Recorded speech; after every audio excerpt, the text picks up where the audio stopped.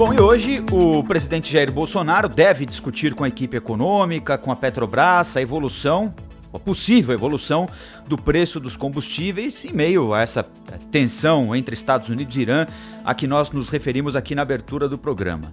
A Petrobras deve manter os valores cobrados nas bombas sem alterações até uma estabilização do mercado internacional, mas Bolsonaro ressaltou em entrevista ao Brasil Urgente de José Luiz da Atena que não haverá nenhum tipo de intervenção na política de preços da Petrobras e os combustíveis vão continuar oscilando conforme as cotações internacionais. O petróleo aqui segue o preço internacional. Nós optamos por isso e nós não vamos interferir. Agora, sabemos quanto impacta em toda a nossa economia o aumento do petróleo, cujo produto final, que é o óleo diesel, a gasolina, já está bastante alto.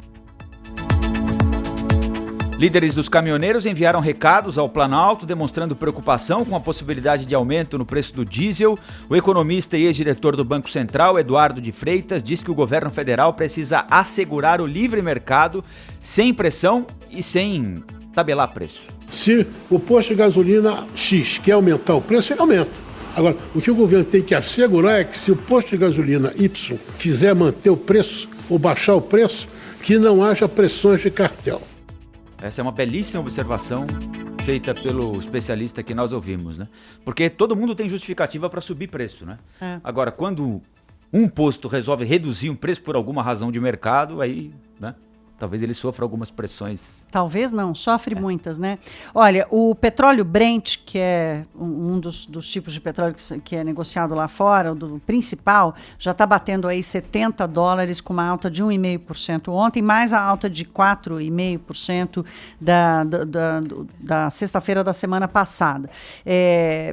Claro que existe essa preocupação com a questão da greve dos caminhoneiros e tudo mais, mas assim, o governo tem que controlar bastante essa tentação de fazer esse tabelamento de preço, porque a gente sabe como começa e não sabe como termina. Hoje tem uma entrevista interessante do diretor da Agência Nacional de Petróleo, Décio Oddone, no jornal Valor Econômico, em que ele ele levanta um ponto interessante, que é a mudança do mercado internacional de petróleo, e que o Brasil hoje faz parte disso.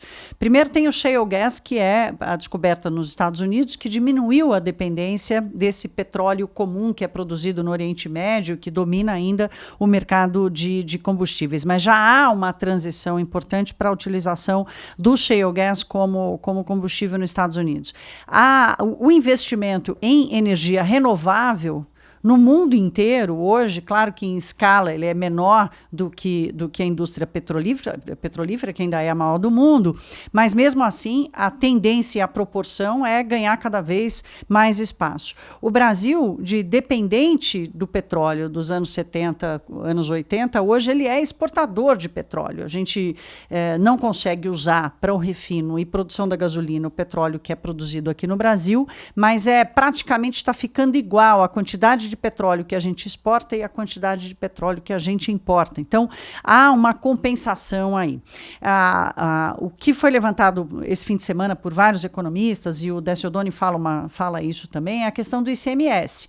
O ICMS é um imposto que é arrecadado pelos estados e tem ajudado muito os estados brasileiros. Quando a gasolina sobe, o governador vai lá e aproveita essa oportunidade para melhorar um pouco a sua arrecadação e sobe também o ICMS. Então, o consumidor acaba ficando com duas pancadas ao mesmo tempo. A pancada da alta do combustível, que acontece por causa do mercado internacional, e no caso do Brasil a gente tem uma pancada e meia, porque o dólar também está subindo, e a segunda pancada é o preço do imposto. Então, parece que o presidente Bolsonaro quer tentar alguma conversa com governadores para dizer para eles, olha, não aumente o ICMS, pelo contrário, vamos tentar fazer uma redução do ICMS.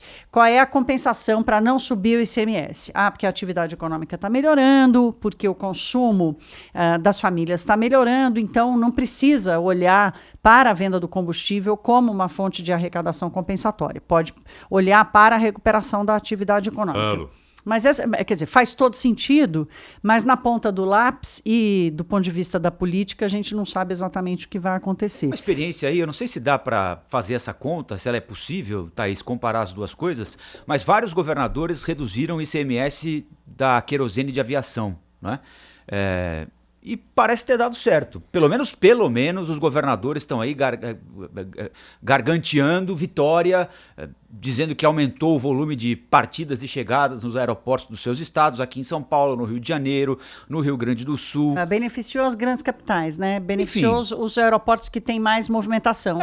Agora, os regionais do ponto de perderam. Vista fiscal, se houve compensação, porque o que os governadores dizem é o seguinte: olha, reduzimos o ICMS, que é a parte que nos cabe desse imposto, e aumentou o número de passageiros, aumentou, portanto, o número de turistas e etc. Então, não sei se essa experiência é válida nesse sentido. Né? Vale por essa lógica de mercado que eu acabei de dizer. Quer dizer, você tem o ICMS como um imposto importante que ajuda a conta dos estados e como o combustível é aquele item que é impossível deixar de consumir, não é o cereal, que a família vai dizer, esse eu não vou comer esse mês, ou a margarina, ele é um item, um bife, né, como a gente está vendo com o preço da carne, ele é inescapável, o combustível é inescapável. Então, a mesma lógica que vale para o querosene do avião, especialmente no momento de final de ano, férias e tal, que vai aumentando a demanda por viagens, é essa lógica da melhora da atividade econômica. Então, se vai melhorar a atividade econômica, vai aumentar o consumo, isso já está acontecendo, o consumo das famílias deve ter crescido em 2019 o dobro do que o PIB, e para esse ano vai ficar um pouco mais equilibrado, mas o consumo das famílias continua liderando o processo de recuperação da atividade, então não tem por que querer compensar no preço do combustível, que é um item importante das famílias, toda alguma possibilidade de aumento de arrecadação. Agora, precisa combinar, são 27 governadores, estados que estão em situação fiscal melhor, podem sair na frente e tomar essa decisão. Mas, de qualquer forma, o presidente Bolsonaro disse que não tem interferência, então ele precisa ter muito cuidado com isso, porque a gente viu ano passado o que aconteceu, no primeiro susto com o preço do petróleo, ele ligou para o presidente da Petrobras, e a Petrobras recuou do aumento, depois voltou atrás, quer dizer, a gente não precisa de ruído para aquilo que já está contratado. Combinado não sai caro, tá certo? Quando sai do combinado é que o preço cobra a sua parte. Então, não está na hora do governo fazer interferência no preço do petróleo, primeiro porque não faz sentido do ponto de vista do mercado e da gestão da Petrobras, que é uma gestão profissional, tem acionista privado lá. Se não quiser ter o acionista privado, não tem problema nenhum. Vai a mercado e compra todas as ações que estão no mercado e volta a ter uma empresa estatal. Se quer contar com financiamento privado, que vem via a venda das ações, então tem que respeitar a gestão de mercado. Pode ser uma escolha do governo. Não queremos mais ter acionista privado. Está ótimo. Então vai lá e compra as ações. Não é esse o movimento que o governo está fazendo. Pelo contrário, o BNDES está se preparando para vender as suas ações da Petrobras no mercado este ano. Então, não adianta querer só um lado do benefício. Tem que fazer uma escolha, ganha-se de um lado e perde-se do outro. Então, se quer ter acionista privado para ajudar a financiar e ajudar a fazer investimento na Petrobras, então tem que ter gestão de mercado. Esse é um lado. O segundo é que não tem o menor sentido, nem cabimento, diante da situação das contas públicas, o Tesouro Nacional se comprometer e se endividar, porque tem déficit, se tem déficit não tem dinheiro sobrando, se endividar para bancar uma política de preços da Petrobras. A gente já perdeu muito dinheiro com isso e isso não pode acontecer de novo.